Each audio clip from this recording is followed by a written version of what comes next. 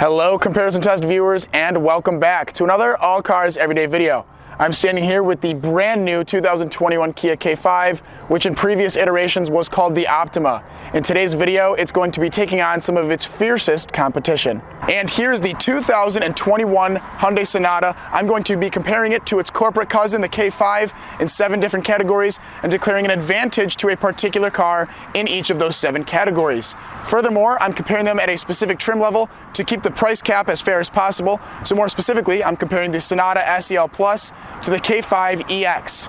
With that out of the way, let's look at our first area of evaluation, which is going to be the value proposition. Before we begin the comparison, I want to thank Napleton's Valley Hyundai in Aurora, Illinois for letting me film with the new Sonata. With a huge inventory selection and beautiful showroom, Napleton's is the spot for your next Hyundai or Genesis purchase. Visit napletonsvalleyhyundai.com or stop by at 4333 Ogden Avenue in Aurora.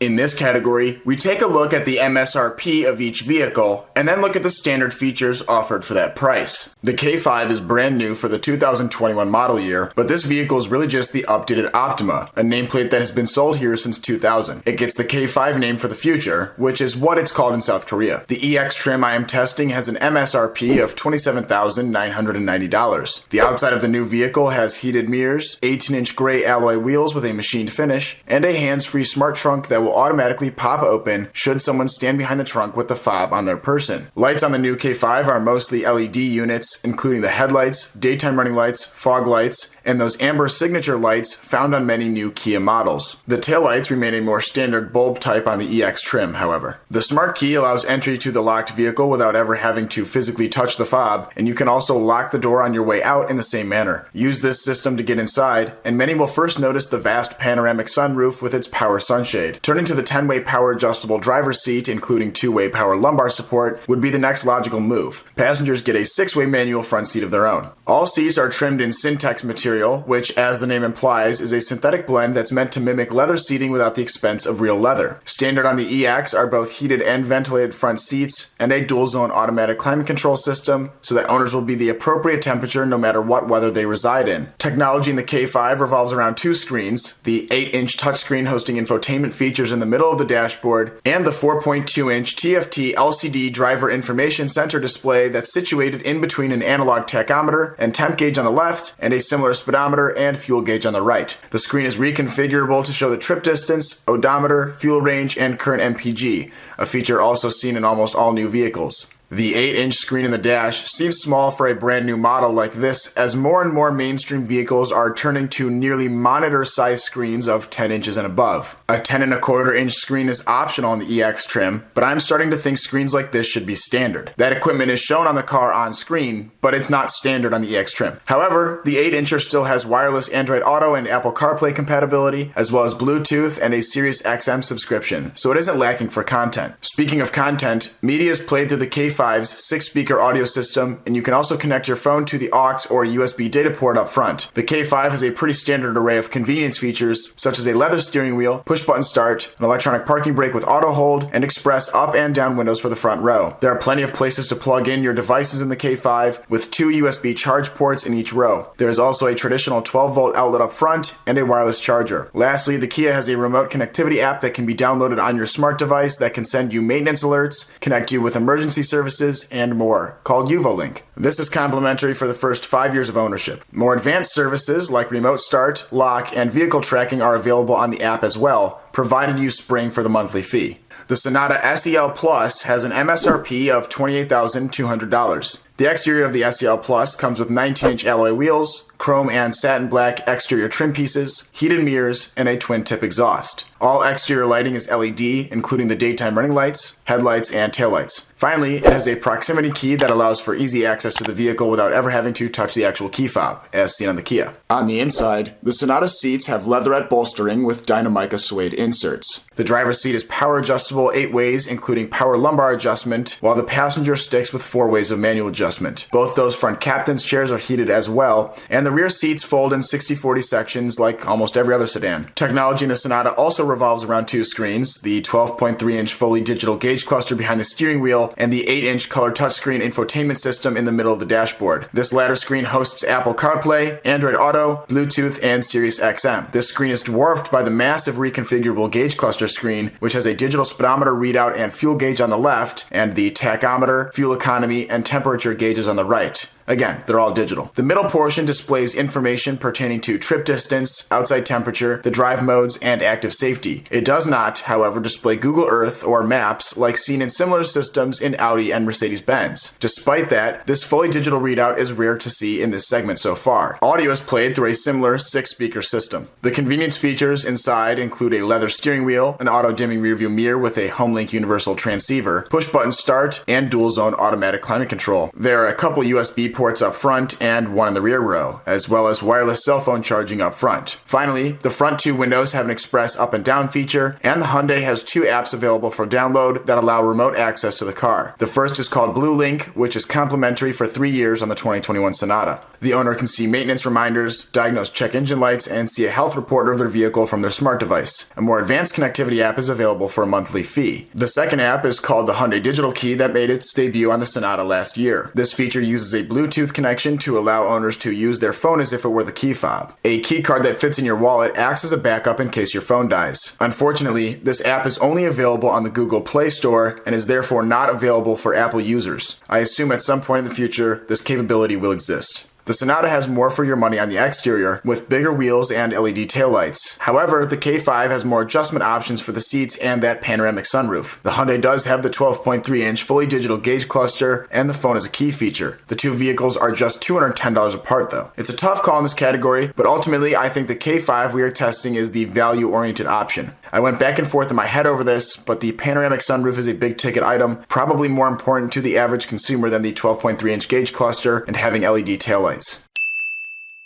In this category, we take a look at the standard active safety technology of each vehicle, as well as reviewing the Insurance Institute for Highway Safety's passive crash test results. The 2021 K5 is loaded to the gills with active safety technology. It has forward collision avoidance assist with pedestrian detection, lane departure warning, lane keep assist, lane following assist, high beam assist, blind spot collision avoidance assist, rear cross traffic collision avoidance assist, a parking distance warning, and rear occupant alert. Safe exit assist scans oncoming traffic when parallel parked so passengers don't step out into moving traffic. Finally, the new driver attention warning comes with leading vehicle departure alert, which will alert you when the car in front of you starts to move to try and prevent you from getting a horn or the finger at a green light. Seems to me like this will make texting and driving a breeze, so I'm not totally sure it's a step in the right direction, but you get the point. The 2021 K5 isn't yet rated by the IIHS, but the 2020 Optima was rated a 2019 Top Safety Pick Plus, the highest rating from that organization. It was rated the highest rating of good everywhere in testing except for the ease of use for the child seat anchors, which were rated acceptable, and the headlights, which ranged from poor to good. Expect the K5 to only improve on these already very high ratings. The 2021 Sonata has a ton of active safety technology standard. Included are forward collision avoidance assist with pedestrian detection, lane keeping assist, lane following assist, driver attention warning, smart cruise control with stop and go, rear occupant alert, blind spot collision avoidance assist, rear cross traffic collision avoidance assist, high beam assist, and safe exit warning. The Sonata was rated a 2020 Top Safety Pick from the IIHS, scoring the highest rank of good in every category except 2, one of which was headlights, which had a range from marginal to good. The ease of use for the child seat anchors was also rated acceptable. The only true difference in active safety is the nifty new addition to the driver attention warning in the K5, and though the Optima was rated a 2019 Top Safety Pick Plus, it didn't compete in the same rankings like the 2020 Sonata did.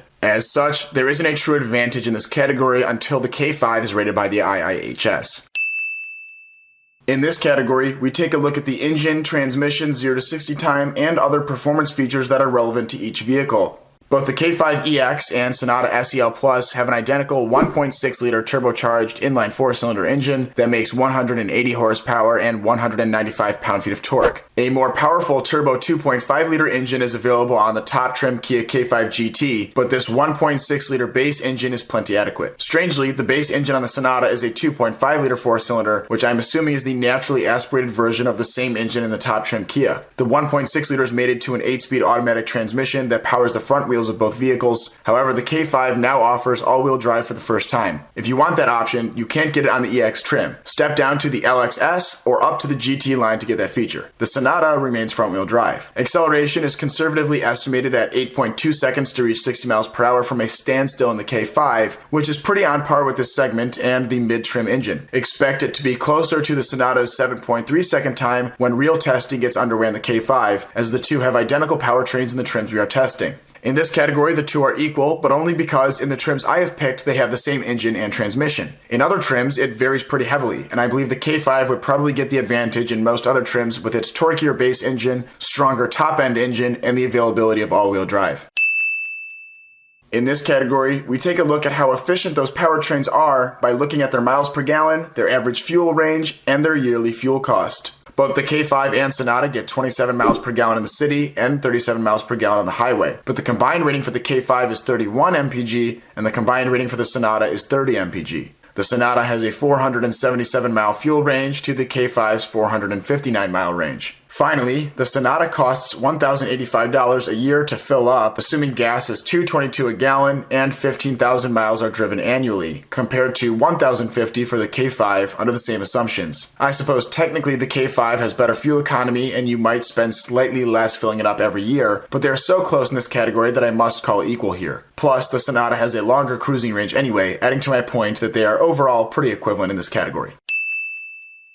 In this category, I take a look at the projected reliability of each vehicle as predicted by Consumer Reports.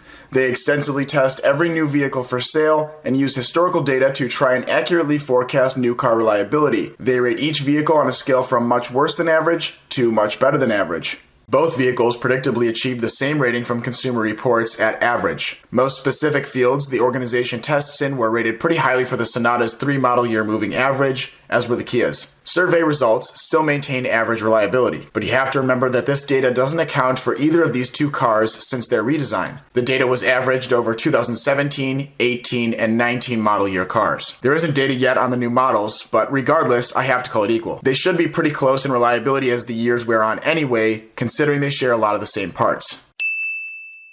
Functionality is where I wrap up the loose ends of the comparison and include important buying factors that are relevant to purchasing these vehicles, but don't fit into other categories, such as interior dimensions, warranty, and cargo capacity. The Hyundai has an inch more rear headroom than the K5, which could be important if you're planning on keeping tall humans back there. That being said, the K5 has more front and rear hip room by 2 inches in the front and 2.2 inches in the rear. Legroom is slightly bigger in the Kia, but doesn't amount to too much more. Try out the back seats if head or hip room will be a concern for you. Both trunks store 16 cubic feet of passenger stuff, which is on the higher end of the midsize segment. Both of these vehicles also come with the corporate warranty, which is a 5-year, 60,000-mile general warranty and a 10-year, 100,000-mile powertrain warranty. It's the best warranty in the industry. In this category, the two were too similar to find a difference, so they will both get the advantage. I sound like a broken record at this point with neither car getting an advantage, but if anything, it points out how similar the two are and how much weight you should be putting on the next segment, which is probably the biggest difference between the two.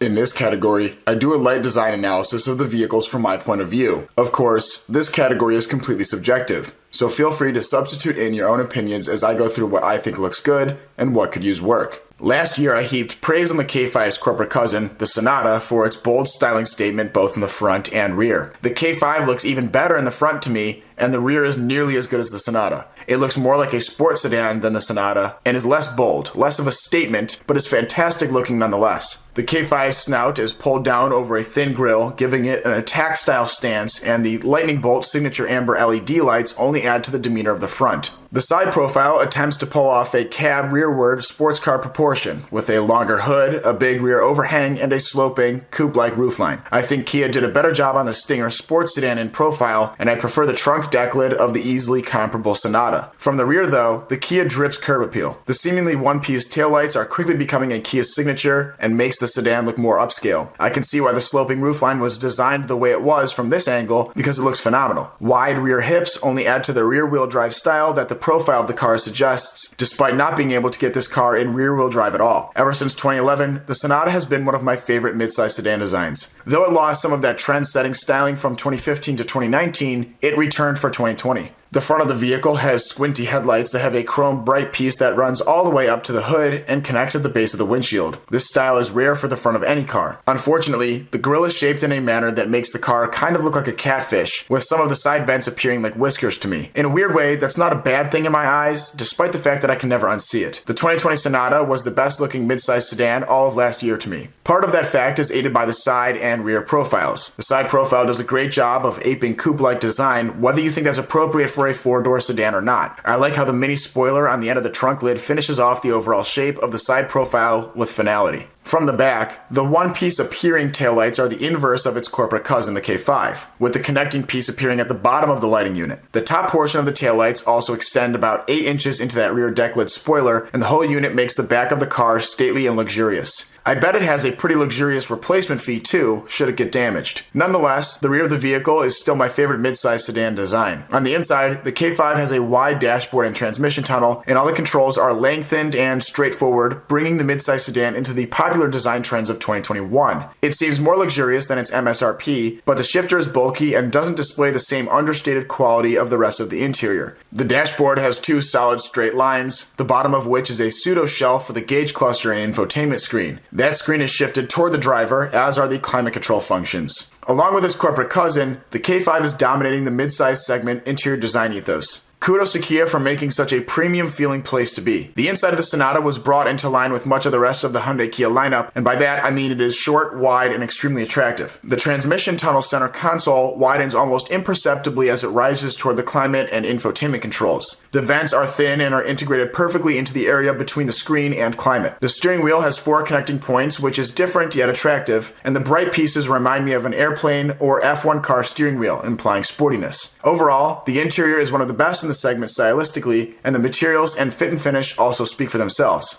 In this category, the Sonata takes it. I like the rear of the car better, and the front isn't far behind the K5. What really pushes it to the full advantage to me is the interior, especially the way the screen sits on the dash versus the K5. Ultimately, though, what I'm trying to tell you in this comparison is that these two cars are extremely competitive offerings in the midsize segment. I would go so far as to say they are the market leaders right now. If you're stuck between the two and the trims I evaluated today, just take into account the slight differences in standard features and the major differences in styling to arrive at your correct choice. The rest of the ownership experience will likely be the same regardless of which one you settle on. Were it my money, I think the 2021 Sonata SEL Plus would be in my garage, but if I were to get a different trim Sonata, I think I would switch to the K5. If you enjoyed this comparison, please feel free to leave a like. Otherwise, have a great rest of your day.